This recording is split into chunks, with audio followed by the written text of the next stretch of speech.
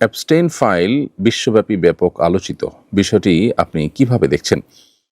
এটিকে সাদা চোখে আমরা তো দেখছি যে একজন মানসিকভাবে বিকারগ্রস্ত বা বিকৃত মস্তিষ্ক মানুষের প্রচণ্ড রকমের পৈশাচিক কর্মকাণ্ড। বাট এটাকে এর বাইরে আরও বিভিন্ন অ্যাঙ্গেল থেকে দেখবার সুযোগ আছে। বিশেষ করে যখন এর সাথে এমন এমন রথী মহারথীরা যুক্ত, এই বিকৃতি, এই পৈশাচিকতা, এই নির্মমতা, এই আপনার পশুসুলভ উল্লাস, আনন্দ এবং ভোগ, এটার সাথে যারা জড়িয়ে আছে সে মানুষগুলোর দিকে তাকালে সবাইকে বিকৃত মস্তিষ্ক বলে চালিয়ে দেওয়া সহজ নয়।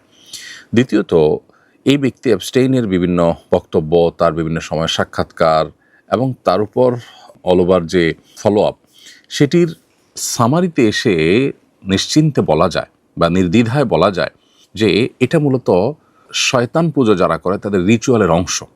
আমি অতি সম্প্রতি একটি ভিডিওতে ইউএসএ থেকে কোনো একটা অনুষ্ঠানে একজন ইহুদি নারীকে একজন সাংবাদিক প্রশ্ন করেছেন যে আপনাকে একটা ভালো ইহুদি ফ্যামিলি হিসাবে আমরা জানি, আসলে কি তাই?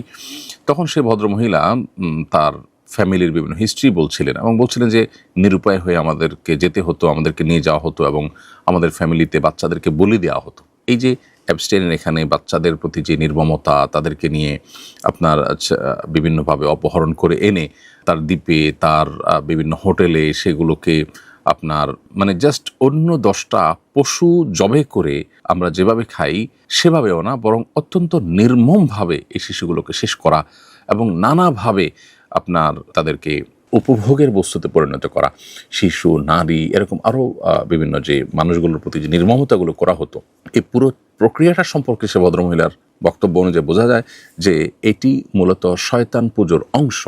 শয়তানের যারা পুজো করে, উপাসনা করে, তাকে সন্তুষ্ট করার জন্য রিচুয়ালের অংশ হিসাবে এই সমস্ত আপনার নোংরামো করতে হয়। এই নোংরামোর এমন এমন পাঠ আছে যেগুলো আসলে মুখে উচ্চারণ করবার যোগ্য নয়। সেই জিনিসগুলো তারা করতো এবং বিশ্বের ক্ষমতাধররা, বড় বড় প্রভাবশালী ব্যক্তিরা দিন শেষে এই সমস্ত রিচুয়ালের মধ্য দিয়ে তারা পার হয়।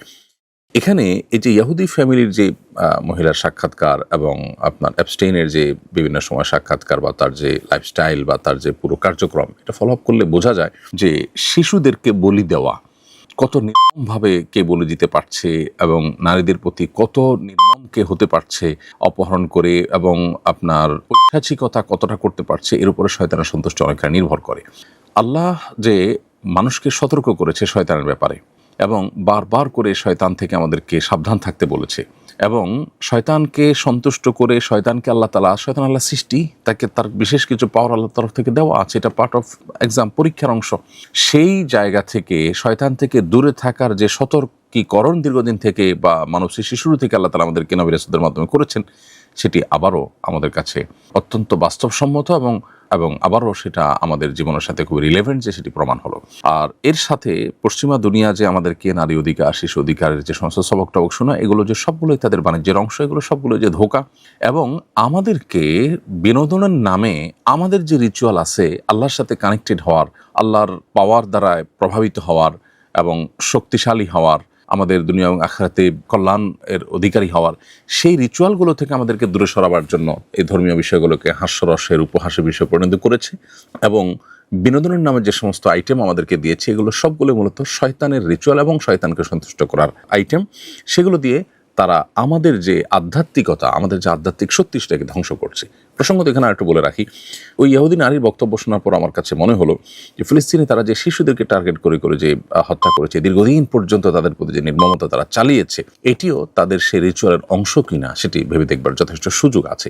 কারণ শয়তানকে সন্তুষ্ট করবার জন্য যে শিশু বলি থেকে নিয়ে যত রকমের আয়োজন আছে, এমনকি যে ভদ্রমহিলার বক্তব্যে শুনছিলাম যে এমনও হয় যে পারিবারিকভাবে প্ল্যান করে বাচ্চা গর্ভে ধারণ করা হয় এবং আশপাশের মানুষকে বুঝতে দেওয়া হয় না, ওই বাচ্চা মূলত শয়তানকে সন্তুষ্ট করার জন্য বলি দেওয়া হবে, এটাই থাকে উদ্দেশ্য এবং সেটি দেয়া হয়।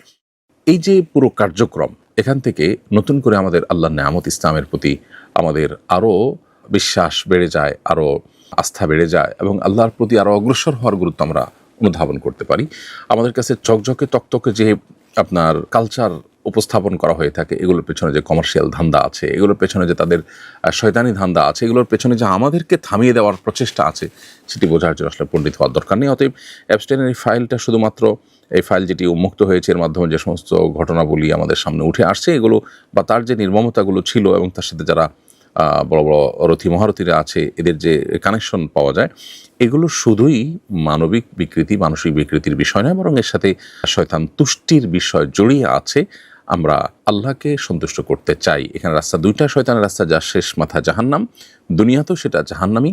যারা শয়তানকে পুজো করে, তারা শক্তি সঞ্চয় করতে চায় বা শয়তানের পাওয়ার নিতে চায়, এই পাওয়ার দিয়ে তারা হয়তো দুনিয়াতে সাময়িক রাজত্ব করে, কিন্তু তারাও মানসিকভাবে কেউ আসলে সুখ পায় না। অতএব এই এপস্টাইনের ফাইল, এটা নিয়ে অনেক কথা বলার আছে, এটা নিয়ে অনেক কথা ভাববার আছে। কোরআনে কারীম যে বাল মূর্তিকে পুজো করতে নিষেধ করেছে, সেই বালের বিশেষ অনুগত ছিল এবং তার জীবনের অনেক কিছুতে সেটার প্রভাব পাওয়া যাচ্ছে। এখনকার যে সমস্ত তথ্যপাত্র আসছে তাদের মাধ্যমে, গণমাধ্যমের মাধ্যমে, সেগুলো থেকে বোঝা যাচ্ছে। তো এই যে বাল এর যারা পূজা করত, যেটাকে আপনার ওই যে লিঙ্গ পূজার টাইপের যৌন বিকৃতি বা বিকৃতি যৌনতা, এর সাথে যাদের সম্পর্ক আছে, এরা মূলত ওই বাল মূর্তির পূজার ওইটাকে চর্চা করছে। এপস্টাইনের মধ্যে সেই জিনিসটাও পাওয়া যাচ্ছে।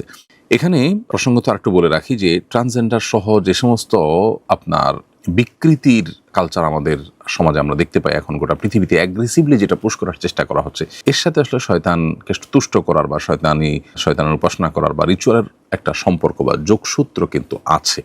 অতএব পুরো বিষয়টা আসলে অনেক বড় খেলার ব্যাপার। আগামীর পৃথিবী এটি যতটা না অস্ত্রের যুদ্ধের পৃথিবী, তার চাইতে বেশি হবে আপনার স্পিরিচুয়াল যুদ্ধের পৃথিবী। অতএব মুসলমানদেরকে মুসলমান হিসেবে আল্লাহর সাথে কানেক্টেড হওয়া, ইবাদতবন্দি করা, আল্লাহ তাআলার নির্দেশগুলোকে মেনে চলা, এগুলোর মাধ্যমে তাদেরকে আত্মরক্ষার চেষ্টা করতে হবে এবং তাদের শক্তি সামর্থ্যকে বাড়াতে হবে, গেইন করতে হবে। সেই জায়গা থেকে আমাদের আরও দিনের পথে অগ্রসর হওয়ার প্রেরণা আমরা এই সমস্ত ঘটনা থেকে পাই। এই সমস্ত ঘটনার একেবারে গভীরে যারা প্রবেশ করেন, তাদের কাছে বিষয়গুলো স্পষ্ট হয়ে যায়। আল্লাহ তাআলা আমাদেরকে শিক্ষা গ্রহণ করার তৌফিক দান করুন এবং এই সমস্ত নির্মমতা বন্ধ হোক। বাংলাদেশে যারা নারীবাদের মুখোশ পরে বসে আছেন, যারা শিশু অধিকারের সবক শোনান সকাল বিকাল, এই সমস্ত ঘটনায় কিন্তু তাদের তেমন কোনো নড়ে চড়ে বসা বা তেমন কোনো উদ্যোগ বা তাদের কোনো বিষয় বা এগুলো নিয়ে তাদের তেমন কোনো কার্যক্রম আমাদের চোখে পড়েনি। অথচ এই জায়গায় যদি কোনো হুজুর থাকতেন, তাহলে আজকে ঘটনা কোন পর্যায়ে গিয়ে পৌঁছাতো। এখান থেকে এই মানুষগুলোরও দ্বিচারিতা বুঝে আসে, প্রমাণ হয়। যারা ইসলামের খোলস থেকে বের হয়ে জাতে ওঠার চেষ্টা করেন, তারা ওই জগতের মানুষগুলোর আসল রূপ জানার পর অন্তত তারা ইসলামে ফিরে এসে ইসলামকে নিয়ে প্রাউড করার সময় বোধ হয় হয়ে গেছে। আল্লাহ আমাদেরকে বোঝার তৌফিক দান করুন।